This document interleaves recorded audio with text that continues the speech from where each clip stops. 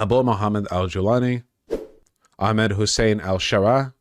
Okay, we got a lot of names. I get it. Other cultures have cooler names than us. That's fine. Ahmed Hussein's family came from the Golan Heights. Wonder who put a B in this guy's bonnet, huh? Wonder what... He's a militia leader, huh? Well, what could have happened to... I wonder. Displaced after the Six-Day War. Yeah. Okay. Imprisoned by Syrian Baathists. These are the Assadists during the anti-Nasserist purges. Initiated after the 61-63 United Arab Republic. Propelled the Baathist party to power. Right. Assad. Okay, so this guy had like a main character, like, story. You know what I mean? Like, where you guys, like, where were you born? Oh, you were born in Ohio.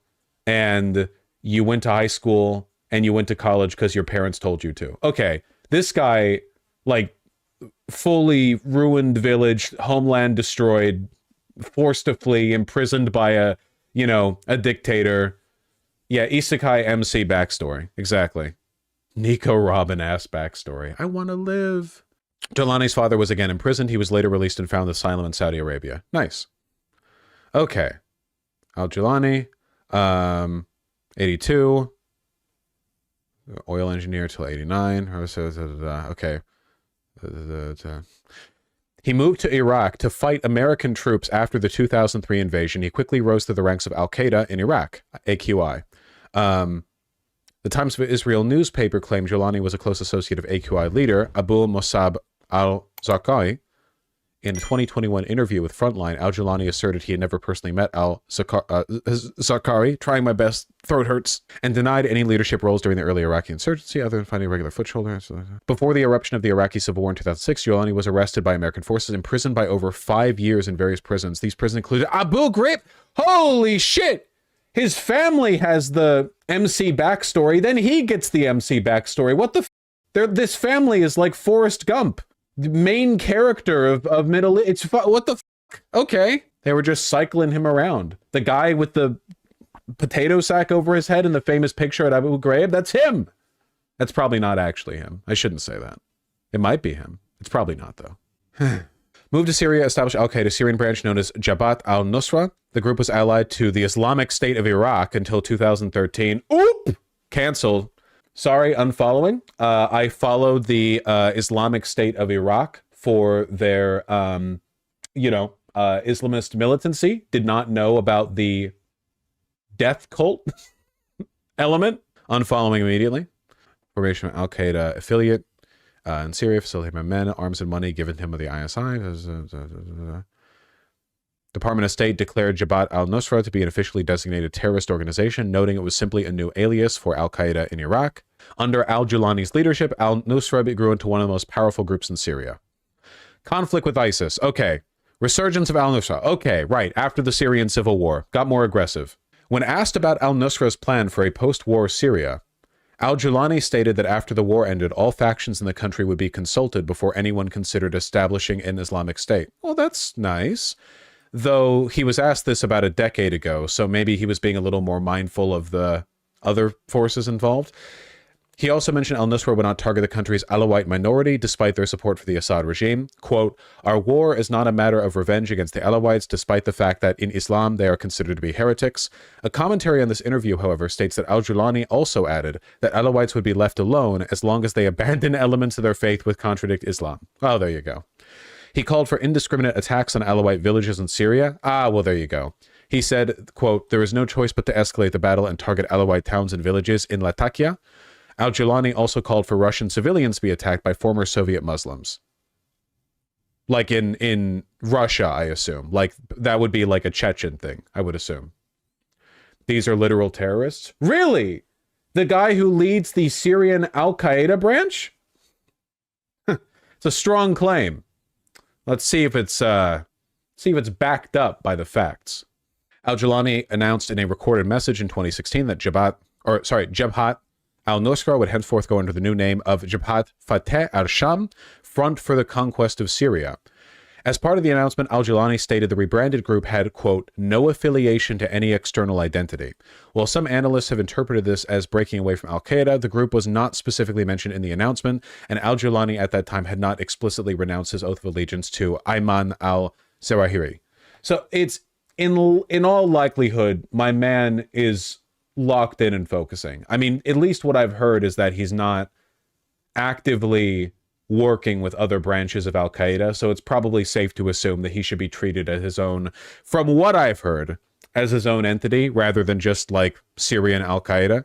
Giuliani announced in 2017 that their new group would dissolve and be subsumed into a new, larger Syrian Islamist group called Hayat Tahrir al-Sham, Assembly for the Liberation of the Levant. Oh god, this guy's so fucking ambitious.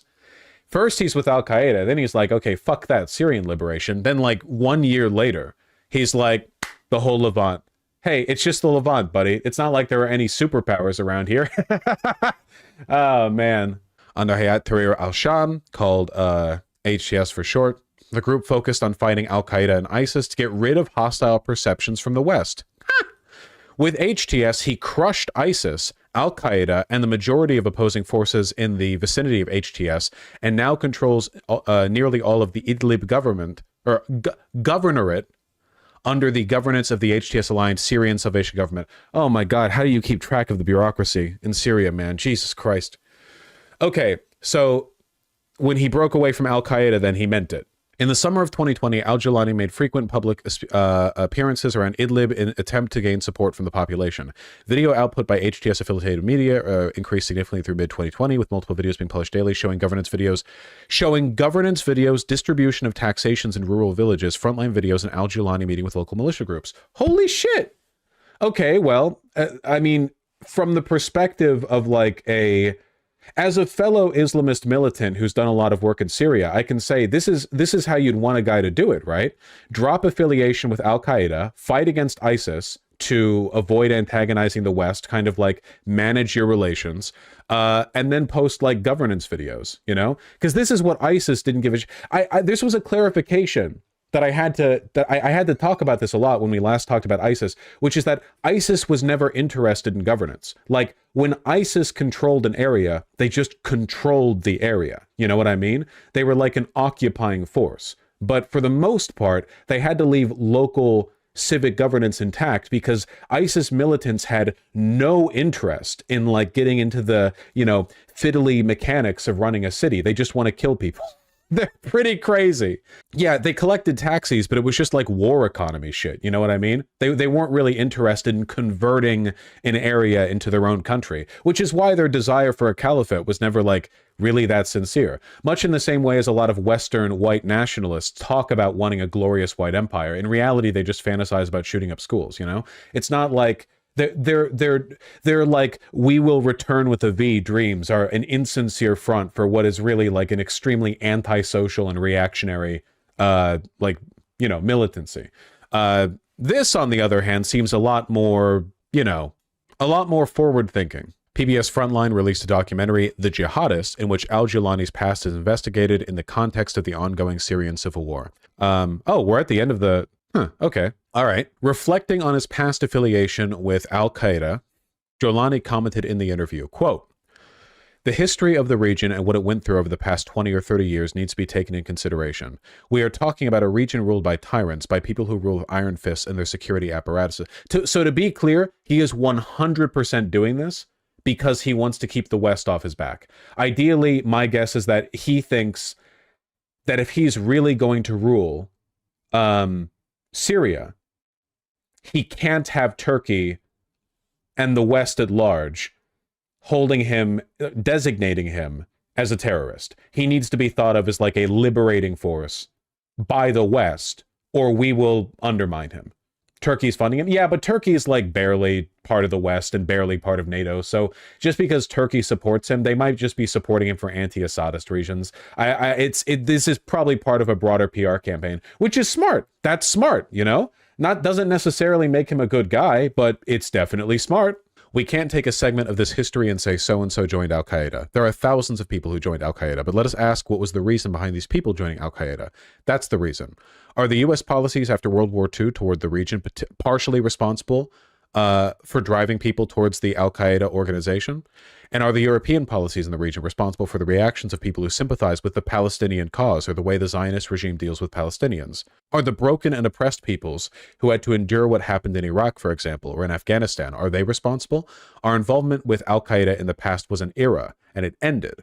And even at the time when we were with al-Qaeda, we were against external attacks, and it's not completely against our policies to carry out external operations from Syria who target European or American people. This was not a part of our calculations at all, and we did not do it at all. No, I mean, he seems like a smart and reasonable guy. Whether or not that will necessarily translate into him being a positive liberatory force, I guess we'll have to see, but, you know.